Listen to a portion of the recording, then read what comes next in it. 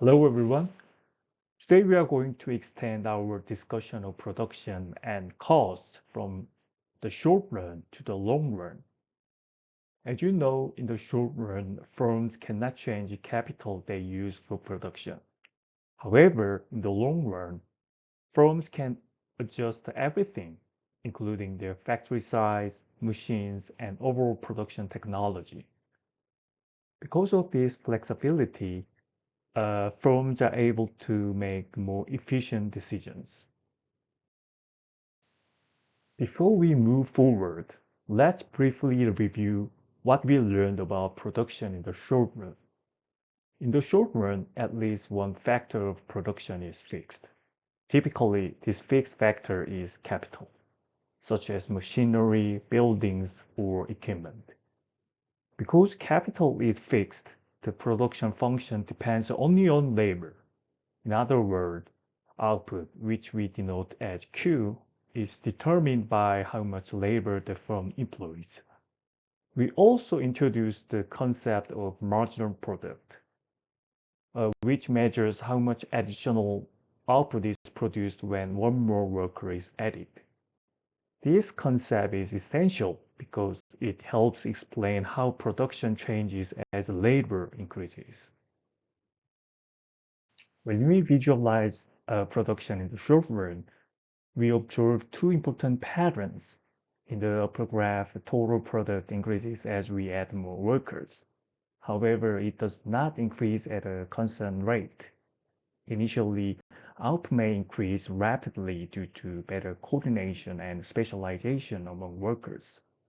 But after a certain point, the increase in output slows down. In the bottom graph, marginal product initially rises but eventually declines. This happens because as more workers are added to a fixed amount of capital, they begin to crowd each other and making each additional worker less productive. This is the law of diminishing marginal productivity. Now let's connect production to cost. In the short run, firms pay for inputs such as wages, rent, and raw materials. We define average cost as total cost divided by output, and marginal cost as the change in total cost divided by the change in output. We also distinguish between fixed costs, which do not change with output, and variable costs, which increase as production increases.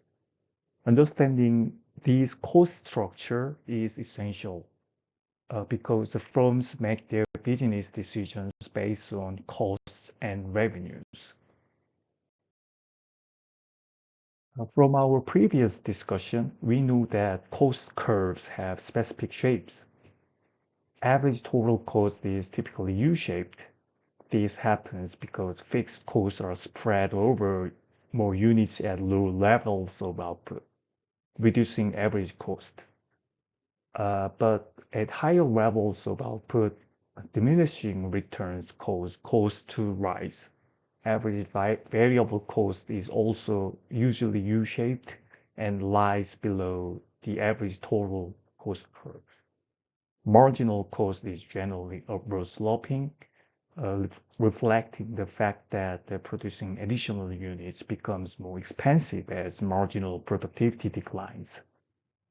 An important relationship to remember is that marginal cost intersects average total cost at its lowest point. In the short run, firms aim to maximize profit, which means total revenue must exceed total cost.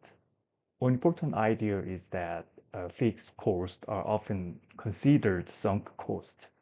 Since these costs have already been paid and cannot be recovered, firms typically ignore them when making short-run decisions. Instead, firms focus on variable costs because these are the costs they can control.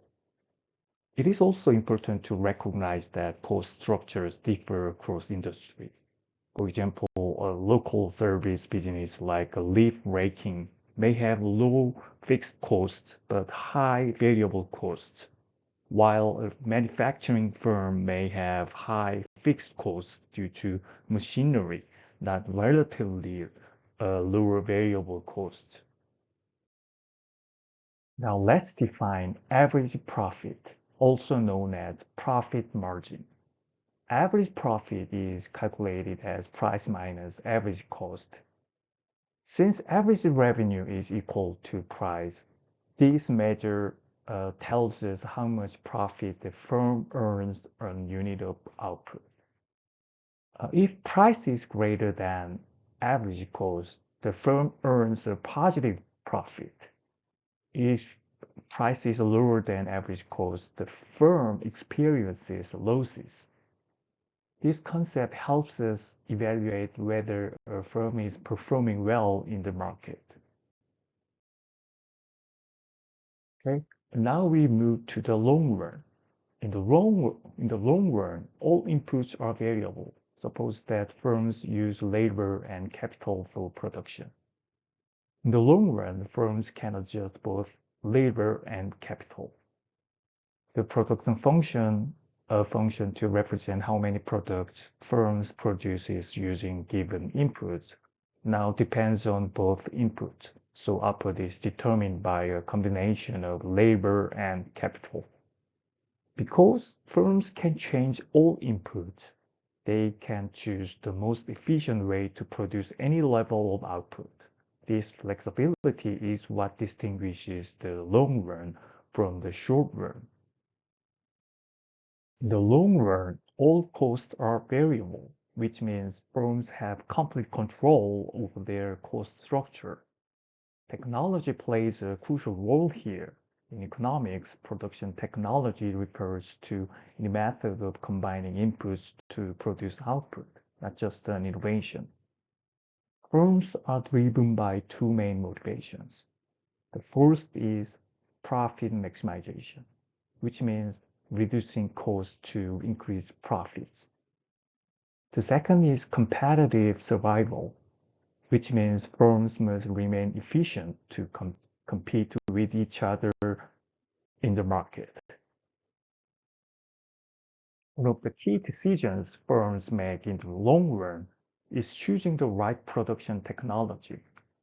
Firms select the combination of labor and capital that minimize total cost. If the cost of one input increases, firms will substitute toward other inputs. For example, if wages increase, firms may use more machines instead of labor. This substitution effect is very important and helps explain these differences across countries. In high-wage economies, such as US and Western Europe, firms tend to use more capital, while in low-wage economies such as Mexico, Vietnam, and South Asia, firms rely more on labor. Let's look at the example. In the first case, wages are $40 and machine costs are $80. We calculate total cost by multiplying the number of the units of each input by each price and then adding them together. Technology 1 uses more labor and fewer machines, resulting in total cost of $560. Technology 2 costs $600 and technology 3 costs $680. So the firm chooses technology 1 because it has the lowest cost. Now consider the second case, where wages increase to $90 and the machine cost is the same. Now labor becomes more expensive when we recalculate the total costs. Technology 1, which uses more labor and less capital, costs $1,060. However, technology 3, which uses more machines and less labor, costs $830 and becomes the cheapest option. This example shows how firms adjust their production technology in response to changes in input prices. Now let's consider how cost changes as output increases. Once a company decided the efficient production method, it wants to consider the optimal quantity of product. Economies of scale occur when increasing output leads to lower average cost. That is, a larger factory can produce a lower average cost than a smaller factory. This happens because firms can spread fixed costs over more units, use specialized equipment, and improve efficiency. The long-run average cost curve reflects this relationship. There is a long-run average curve to represent the relationship between cost per unit and quantity of production. There is a downsloping long-run average curve, and point S, M, and L indicate each factory. Let's consider an industry of manufacturing clocks. A small factory producing 1,000 units, like point S, may have a high cost per unit, $12 per clock. The average cost curve shows that as production increases, average cost decreases. A medium factory producing 2,000 units, like point M, may have a lower cost, $8, and a large factory, point L, producing 5,000 units, have an even lower cost, $4. This demonstrates how large-scale production can reduce cost per unit. Okay, the long-run average cost curve shows the lowest possible cost for producing each level of output. It is formed by combining many short-run average cost curves, each representing a different level of capital or fixed cost. At any given output level, the firm chooses the production setup that minimizes cost. This means the long-run average cost curve, or LRAC, is essentially the lower boundary of all possible short-run cost curves. Let's look at the long-run average cost curve. Please remember that there are an infinite number of SRAC curves on the LRAC curve, although the diagram above shows only 5 SRAC curves. The 5 different short-run average cost curves each represents a different level of fixed cost, from the low level of fixed cost at SRAC1 to the high level of fixed cost at SRAC5. The curves represent different choices for a firm that plans each level of capital investment. The diagram, the long-run average cost curve, shows the lowest cost for producing each quantity of output when fixed costs can vary. And so it is formed by the bottom edge of the family of SRAC curves. For example, if a firm wished to produce quantity Q3, it would choose the fixed cost associated with SRAC3. The long-run average cost curve typically has 3 reasons. At low levels of output, less than Q1, economies of scale dominate and average cost decreases. At intermediate level between Q1 and Q2, the curve shows flat line.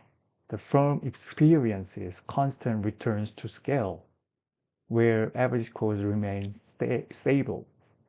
At high levels of output, more than Q2, this economy of scale occur and average cost increases as output increases. These economies of scale often arise because a firm or factory grows so large that it becomes very difficult to manage or run efficiently. Now, let's think about why the long-run average cost curve is so important. First, the shape of the long-run average cost curve helps determine how many firms will compete in an industry. Second, the long-run average cost curve helps us understand whether firms in an industry will have different sizes or similar sizes. Finally, the long-run average cost curve helps explain whether firms tend to converge to the same size over time. These things will be discussed in the next chapters. Let's look at the diagram. Low-cost firms will produce at the output level R. When the LRAC curve has a clear minimum point, then any firm producing a different quantity will have higher costs. In this case, a firm producing at quantity of 10,000 will produce at a lower average cost, $500, than a firm point S or T producing 5,000 or 20,000 units. And let's look at graph B. Low-cost firms will produce between output levels R and S. When the LRAC curve has a flat bottom, like this, then firms producing at any quantity along this flat bottom can compete. In this case, any firms between point R and point S producing a quantity between 5,000 and 20,000 can compete effectively. Firms producing less than 5,000 or more than 20,000 would face higher average cost and be unable to compete. Thank you for watching.